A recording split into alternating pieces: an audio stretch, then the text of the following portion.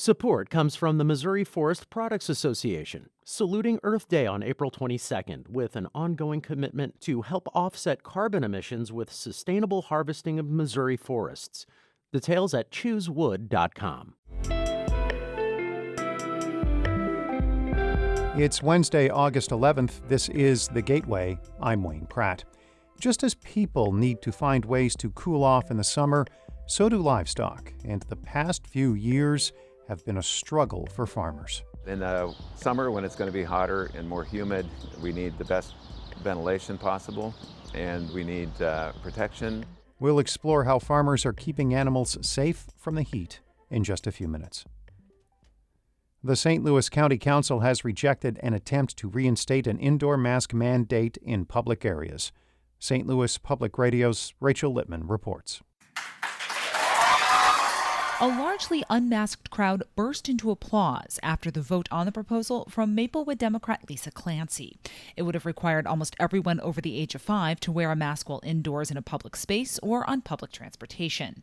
Many opponents advanced outright falsehoods and conspiracy theories about the coronavirus pandemic, but others called the mandate an imposition on their freedoms. South County Republican Ernie Trachis agreed. The citizens of St. Louis County are sick and tired of government overreach, imposition, manipulation, and control of their lives. The council late last month voted down a mask mandate from the St. Louis County Health Department. That issue is currently tied up in court.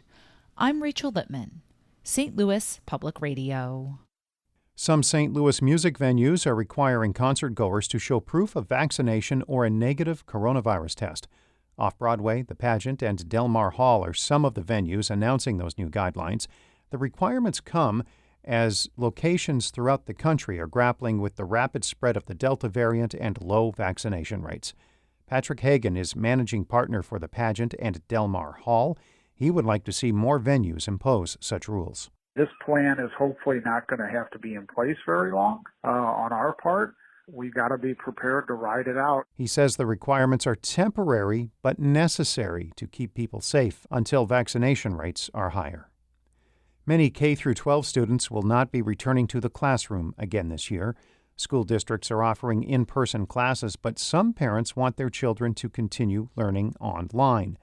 Joe Mounts has a daughter in the St. Louis Public School District. He says she asked him if she could continue virtual schooling. She's scared because she doesn't want to get me sick. She's not ready to lose her daddy yet. That's what's going through her head. Because of what's going on, she's 9 years old. She has to think about that. Mounts is worried that his daughter will not be safe in school, even with mask mandates. He does not want her to return to the classroom until children can get the vaccine. Supporters of Medicaid expansion in Missouri have posted a big court victory. Sebastian Martinez Valdivia reports.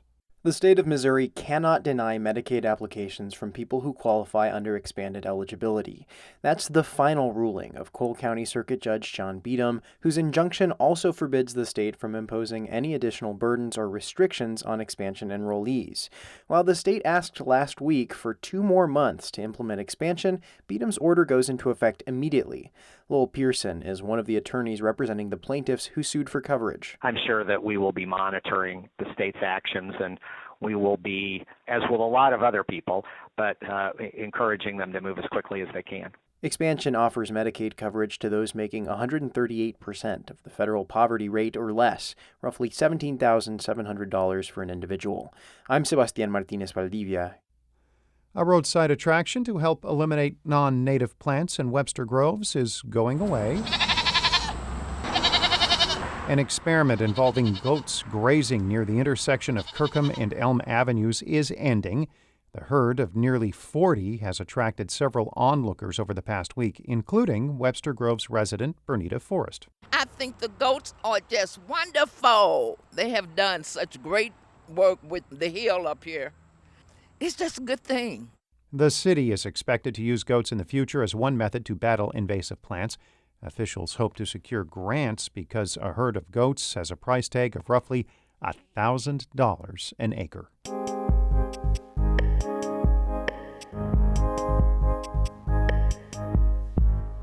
The heat of summer reminds us to appreciate shade, air conditioning, and water. That's especially true on farms where it can be a struggle to keep livestock cool. As Harvest Public Media's Dana Cronin reports, with increasingly hot summers linked to climate change, livestock producers are searching for ways to keep animals safe from the heat. It's feeding time on Borgic Farms in Raymond, Illinois. Hundreds of 12-week-old pigs are crammed into a long barn, climbing over each other in search of feed. It's pushing 90 degrees today, and the air here is humid and heavy with the smell of pig manure. Phil Borgic owns this farm. He just turned on 8 massive cooling fans with 6-foot blades to suck the hot air out of the barn. And then if the temperature comes up like this afternoon and where it gets warm enough, then we'll turn on those waters. But the first thing that comes is a breeze, and then it gets warmer yet, then we bring out the garden hose and hose down the kids and cool them off. Borgic's parents bought the farm in the 1950s, when most livestock farming was done outside. They've since moved things indoors to help control the effects of increased temperatures on the pigs. As we went through time, our fans kept getting bigger and bigger and bigger to pull more air through and over the top of the pigs and to get that heat out of there. And then right at the beginning, we didn't add water. And then so as we learned, we started adding that sprinkle water then to help cool them off some more. Keeping the animals cool is essential, not just for their comfort and health, but also for their productivity. Amanda Stone researches heat stress in dairy cows at Mississippi State University and says milk production can decrease a whopping 25% when cows are too hot. So if a cow is producing 100 pounds during periods of heat stress, she's only producing 75 pounds. And it's not just cows, it's goats, too. Every morning at 5 a.m., the 100-plus goats here at Prairie Fruits Farm and Creamery outside Champaign, Illinois, file in for milking. Milk meters measure how much each goat produces per day. When it's hot, farm co-owner Wes Jarrell says there's less milk, and he has noticed the changing climate is having an impact. We've always known that in the summer heat, their production goes down, and we know just by looking at the records that the duration of that and the intensity of that is increasing. Prairie Fruits Farm is pasture-based, meaning the goats spend most of their time outside grazing on acres of grass and shrubs. Like dogs, Gerald says goats pant when they get too hot and take cover in the shade under trees. And while the farm does have a couple of small barns, he says they're making plans to build a bigger indoor facility, in part because it's getting harder to keep the goats cool enough. In the summer, when it's going to be hotter and more humid, we need the best ventilation possible, and we need protection. The price tag on that new barn is nearly $700,000. Climate experts predict that if we continue emitting greenhouse gases at the current rate, most of the summer in Illinois will consist of so-called dangerous heat days. And while that might make the $700,000 barn worthwhile, Gerald says they'll have to find a way to pay for it, and there are few options. Obviously, what we need to do is make sure we can sell the products, and we can look at what customers are willing to pay. So don't be surprised when you start paying a little more for your milk, pork, or goat cheese. It may just be another cost of doing business in a changing climate. I'm Dana Cronin, Harvest Public Media. Harvest Public Media reports on agricultural issues in the Midwest.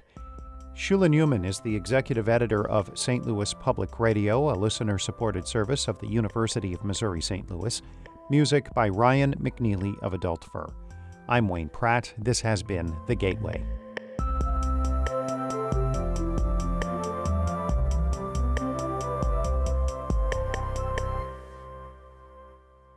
Support comes from the Missouri Forest Products Association, saluting Earth Day on April 22nd with an ongoing commitment to help offset carbon emissions with sustainable harvesting of Missouri forests. Details at choosewood.com.